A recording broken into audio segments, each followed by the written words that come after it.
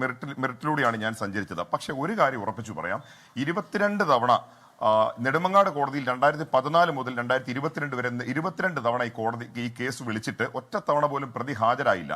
എന്നിട്ടും ഒരു തവണ പോലും ഒരു വാറന്റ് പ്രതികൾക്ക് പോയില്ല. ഇത് കേരളത്തിൽ ഏത് കേസിൽ ഇങ്ങനെ സംഭവിക്കും എന്നുള്ളതാണ് ഏറ്റവും പ്രധാനപ്പെട്ട കാര്യം. അതിനു മുമ്പ് 2006 കുറ്റപത്രം സമർപ്പിച്ച ശേഷം 2006 മുതൽ 2014 വരെ വഞ്ചൂർ കോടതിയിൽ ഇരിക്കുന്നുണ്ട്. ആ 8 വർഷമായപ്പോൾ 8 വർഷമാകുമ്പോൾ പ്രയോറിറ്റി ഈ കേസ് ട്രയൽ നടത്താതെ മുന്നോട്ട് പോകാൻ കഴിയില്ല എന്ന ഘട്ടം എത്തിയപ്പോൾ 2 പ്രതികൾ പറയുകയാണ്, ഞാൻ ഈ കോടതിയിലെ പ്രാക്ടീസിങ് ലോയറാണ്, അപ്പൊ മറ്റേ ആൾ പറയുന്നു ഞാൻ ഈ കോടതിയിലെ സ്റ്റാഫാണ്, അപ്പൊ അതുകൊണ്ട് തന്നെ ഇവിടെ കേസ് നടത്തിയാൽ നന്നാവില്ല എന്ന് പ്രതികൾ തന്നെ പറയുകയാണ്. സാധാരണ ഇത് പോലീസാണ് പറയേണ്ടത്, അല്ലെ പ്രോസിക്യൂഷനാണ് പറയേണ്ടത്.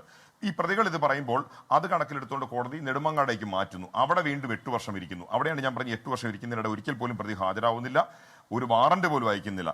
ഇത് ഞാൻ അന്ന് ഫേസ്ബുക്കിൽ ഇടുമ്പോൾ ഞാനൊരു കമ്പാരിസൺ ഞാൻ എഴുതിയിരുന്നു. അതായത് ഈ കേസ് നടക്കുന്ന Nedumangad JFMC judicial first class magistrate കോടതി 1-ലാണ്.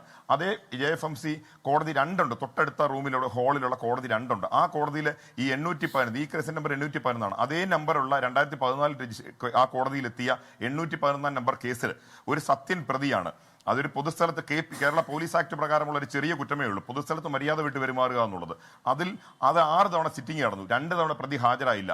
അടുത്ത തവണ വാറന്റാണ്, പ്രതിയെ പോലീസ് എത്തിച്ചു കാണും. കേസ് ഡിസ്പോസൽ ഈ കോർട്സിൽ നോക്കി നമുക്ക് വെരിഫൈ ചെയ്യാം, ഈ കോർട്സ് സൈറ്റിൽ നോക്കി വെരിഫൈ ചെയ്യാം. അപ്പോൾ അങ്ങനെ കേസ് നടത്തുന്ന നമ്മുടെ കോടതികൾ ഈ 16 വർഷം അവിടെ കെട്ടിക്കിടന്ന കേസിന്റെ കാര്യത്തിൽ എന്തുകൊണ്ട് ഒരു ചെറുവിരൽ അനക്കിയില്ല?